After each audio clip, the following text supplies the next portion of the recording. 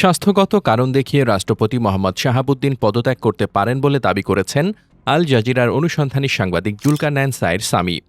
রবিবার সামাজিক যোগাযোগ মাধ্যম ফেসবুকে এক পোস্টে তথ্য জানিয়েছেন জুলকারনাইন সায়ের। পরবর্তী রাষ্ট্রপতি হিসেবে এক সচিবের নাম উল্লেখ করেছেন তিনি। ফেসবুকে জুলকারনাইন সায়ের লেখেন, আগামী কয়েকদিনের মধ্যেই স্বাস্থ্যগত কারণ দেখিয়ে পদত্যাগ করতে যাচ্ছেন রাষ্ট্রপতি মোহাম্মদ শাহাবুদ্দিন। এর চাইতেও বিস্ময়কর খবর হল, নতুন রাষ্ট্রপতি হিসেবে বিএনপির কোনো শীর্ষ নেতার পরিবর্তে পছন্দের তালিকায় রয়েছেন মন্ত্রিপরিষদ সচিব নাসিমুল গনি।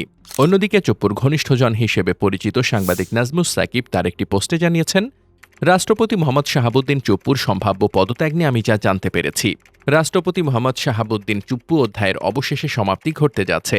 তাকে ইতোমধ্যেই জানিয়ে দেওয়া হয়েছে স্বাস্থ্যগত কারণ দেখিয়ে পদত্যাগ করার কথা। বলা হয়েছে ২৫ জুলাইয়ের আগেই তিনি যেন এই পদত্যাগপত্র সই করেন, অর্থাৎ এবারের ৫ আগস্টের আগেই দেশ একজন নতুন রাষ্ট্রপতি পেতে যাচ্ছে।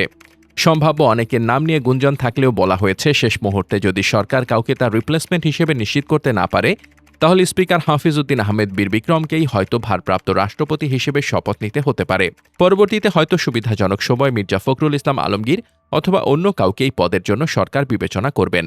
গোয়েন্দা সূত্রে জানা গিয়েছে, জামায়াত ইসলামী সহ কয়েকটি রাজনৈতিক দল দীর্ঘদিন ধরেই রাষ্ট্রপতি হিসেবে মোহাম্মদ শাহাবুদ্দিন চুপ্পুর ব্যাপারে আপত্তি জানিয়ে আসছিল। ৫ আগস্টের মধ্যে রাষ্ট্রপতি পদত্যাগ না করলে জামায়াত বা সমমনা দলগুলো ঘোলা পানিতে মাছ শিকার করতে পারে, এরকম তথ্য সরকারের কাছে আছে। মূলত এ কারণেই বর্তমান সরকার রাষ্ট্রপতির ব্যাপারে আর ঝুঁকি নিতে চাইছে না। ফুটনোট: ব্যক্তিগতভাবে আমি রাষ্ট্রপতি হিসেবে জনাব মোহাম্মদ শাহাবুদ্দিন চুপ্পুকে একজন সজ্জন মানুষ হিসেবেই দেখেছি। তিনি দেশের ক্রান্তিকালে ফ্যাসিস্ট হাসিনার বিদায়ের পর রাষ্ট্রপতি হিসেবে দায়িত্ব পালন করতে না পারলে বিপ্লবী সরকার গঠন করে দেশকে অস্থিতিশীল করার মতলবে ছিল কিছু উগ্রবাদী গোষ্ঠী। সেই প্রচেষ্টা দমন করে আজকে বিএনপির যে সরকার গণতান্ত্রিকভাবে নির্বাচিত হয়ে দেশ পরিচালনা করছে, সেক্ষেত্রে জনাব মোহাম্মদ শাহাবুদ্দিন চুপ্পুর কিছুটা হলেও অবদান রয়েছে। আমি রাষ্ট্রপতি ও তার পরিবারের সদস্যদের সুন্দর ভবিষ্যৎ প্রত্যাশা করছি।